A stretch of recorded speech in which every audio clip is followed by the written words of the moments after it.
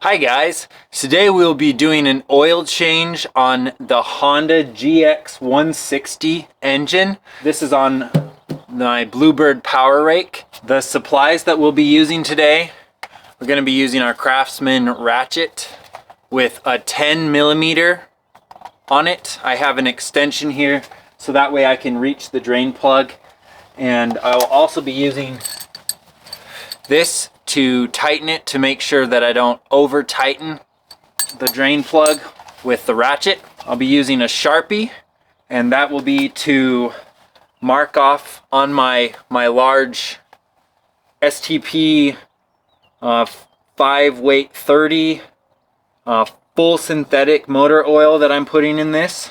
We need a total of 0.61 quarts. That's US quarts. We'll be using about just over half a quart, and I'm going to mark that with a Sharpie so I don't overfill the engine. I also have a drain pan with a small engine funnel, and then I have my black gloves on. Before we even start discarding of the old oil, we want to start the engine so that it's warm, because the oil will drain more fully out, the bad oil, if we do this extra step. And I have also taken just a rag and wiped off the entire engine, and I took a leaf blower and blew off all the dirt and debris from the engine. First, what we're going to do is we're going to open up the fuel valve. We already have our choke on, and then we need to turn our switch, our kill switch here, from off to on. And there is a full tank of gas in here already. I also had disconnected the spark plug for safety reasons, and we'll be disconnecting the spark plug again when we go to change the oil.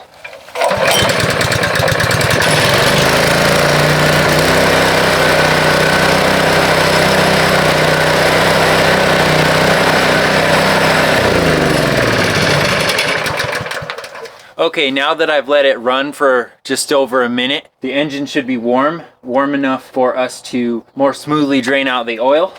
I'm going to close the fuel valve, the choke back on, take off the spark plug cover. I'll put a link to the owner's manual in the description below, and in the owner's manual it recommends that you change the oil for this Honda GX160 every 6 months or every 100 hours of use. I have my ratchet here.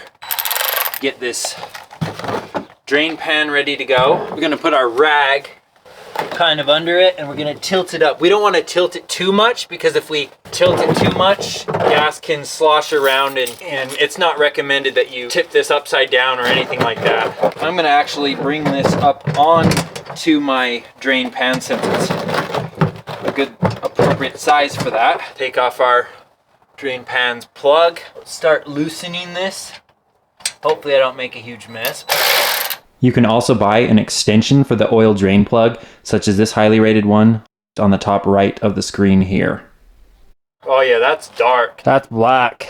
Definitely needed a good change. I could have also jacked this up. And once it's done draining, I'm gonna take a cloth and some paper towels and clean up the back of this. And then we'll close our drain plug once we feel confident that the majority of the oil has been removed from the engine. Now that we have our oil drain plug removed, we have drained the oil, and we have cleaned up our mess, we are going to put the drain plug back on. Make sure that the drain plug is aligned and straight as you tighten it back onto the base of the engine to avoid stripping the threads. Now I'm going to take my little hand ratchet, 10 millimeter, and tighten it fully on. You torque the oil drain plug to 13 foot-pounds. And now we are going to get our fresh oil. And I chose the 5 weight 30 instead of the 10 weight 30 because it's better in cold temperatures. It's more versatile. You can go really cold to a hot day as well. Now we're going to take our Sharpie, and so it looks like we started at 4 liters, right above this halfway mark. So that's how much oil we're gonna fill it with. Okay, we've gone to the other side of the engine here, There is an oil fill plug. There's one on each side, but because of how this is slanted downward and angled, it's much more advantageous for me to open this one. So we're going to open this up. I'm just going to put it on my paper towel here. Now we're going to take our fresh oil, put it right here. Okay, so we're going to slowly fill it. Make sure we're not spilling it everywhere. You can always check the level by taking your dipstick here. It's pretty good. Let it drain fully. And then we're going to want to start the engine up and make sure that the clean oil cycles through. And this is how to perform a simple oil change on a small engine. If you like this video, please subscribe and join our channel, join our community for those DIYers out there. And I appreciate all of your support. All the products that I recommend I have linked in the description below. Thank you for watching. Take care.